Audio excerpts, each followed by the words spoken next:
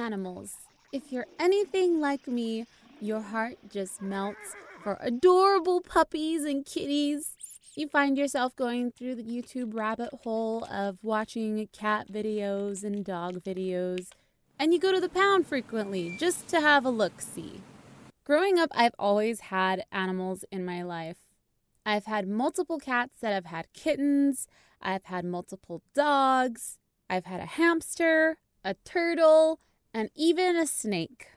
Maybe I'll save those animals for another video, but today I wanted to talk about my baby Ruby. Our baby Ruby. Oh, I know. She's our baby, but let's go all the way back to before she was your baby. So Ruby was a late birthday gift to me from my dad, and I've been wanting a puppy for a really long time. So as a graduation gift, he got me a tiny little Yorkshire Terrier. We drove out to go get her, and I believe it was about a 2-hour drive. It seemed like forever. We didn't see pictures of the puppies before, so it was really a surprise, and I didn't know what I was getting into. So when we pulled up to the house, we went inside and saw 2 tiny puppies inside of a cage. My heart melted immediately. But my dad, being the hard Mexican dad he is, told me not to show any emotion because he didn't want to give the seller any signal that I was in love and they can try to upsell the dog. That's just my salesman dad for you. So there were these 2 adorable little puppies in this cage.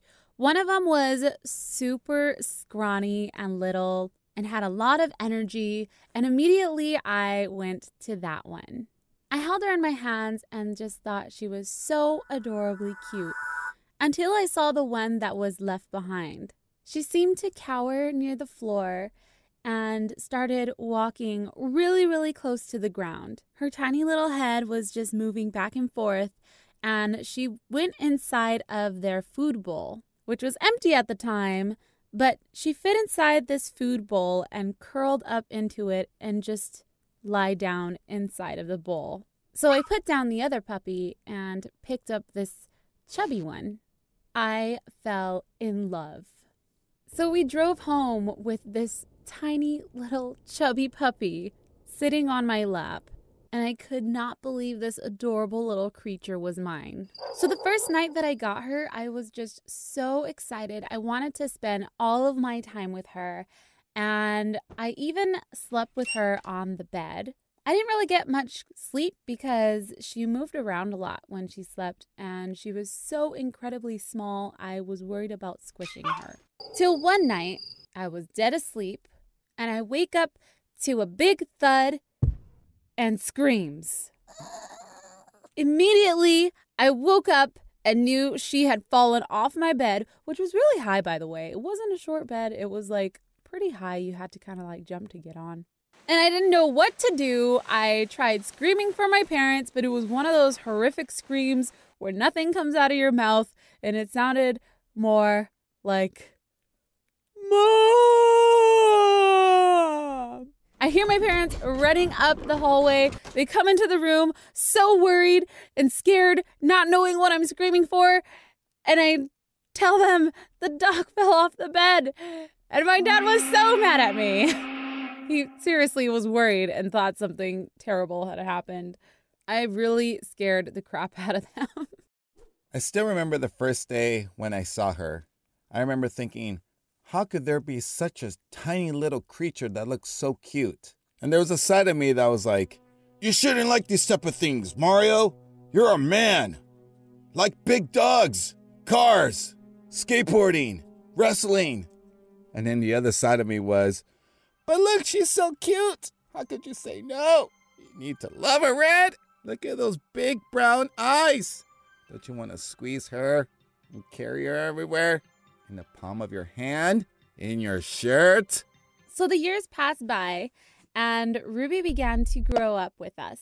We learned a lot about her personality, and for as cute as she is, she's a feisty one. Super feisty. Just like her mama. She's one of the dogs you like to call La Una Chica. La Una Chica is the only chica. She's like the alpha dog that likes to be alone and doesn't like other dogs or other people. She's very protective of her family. I tried socializing her with other dogs, but she was just not having it. And we just had to accept that. So when we first got married, the house we were staying at didn't allow any dogs. And you know I love animals, and I had to have some furry babies with me, so we ended up adopting 2 cats. That'll be another story. We wanted to get Ruby acquainted with the cats because they were her brothers and sisters. So Ruby made frequent trips to our house so the cats and Ruby could get used to each other.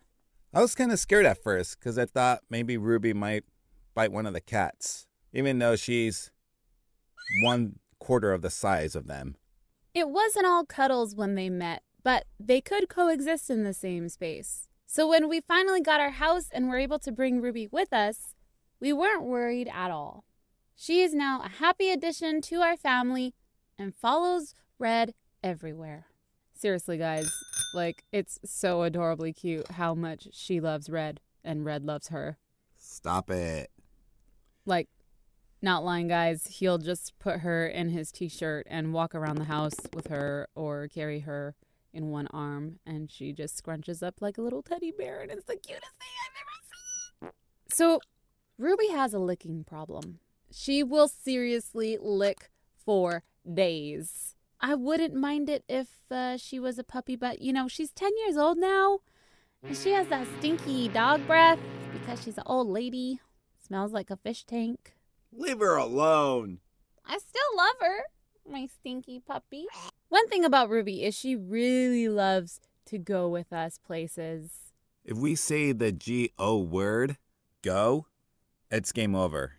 She gets all riled up and excited, and she lets out this scream like I've never heard before from any sort of animal. Ruby, you want to go? You want to go? Okay, let's go.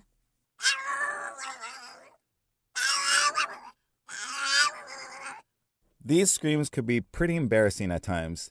The screams get louder whenever she knows we're getting close to our destination. So when we pull up the parking brake, all hell breaks loose.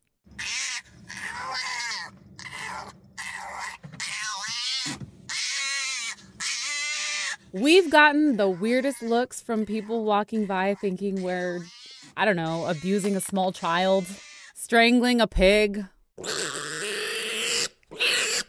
Capturing a duck. It seriously sounds like a mixture of a duck, a pig, and a baby. And even though Ruby doesn't have very many puppy friends, she knows very well how to be la una chica. She'll find toys and random objects on the floor like rocks, paper, sometimes crickets, and she'll toss them up in the air and play with herself. She really knows how to keep herself entertained.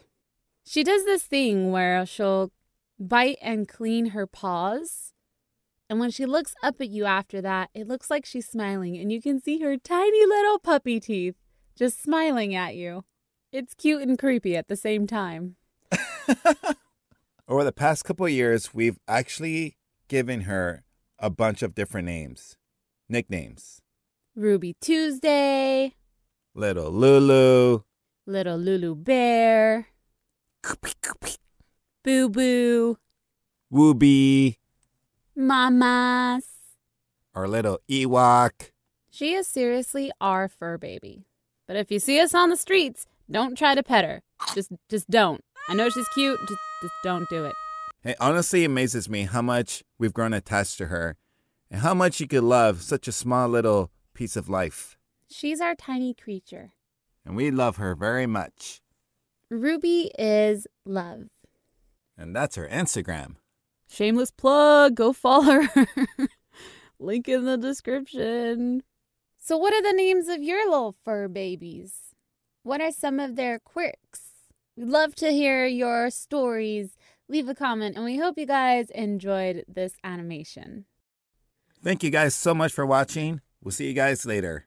Bye. Say bye, Ruby.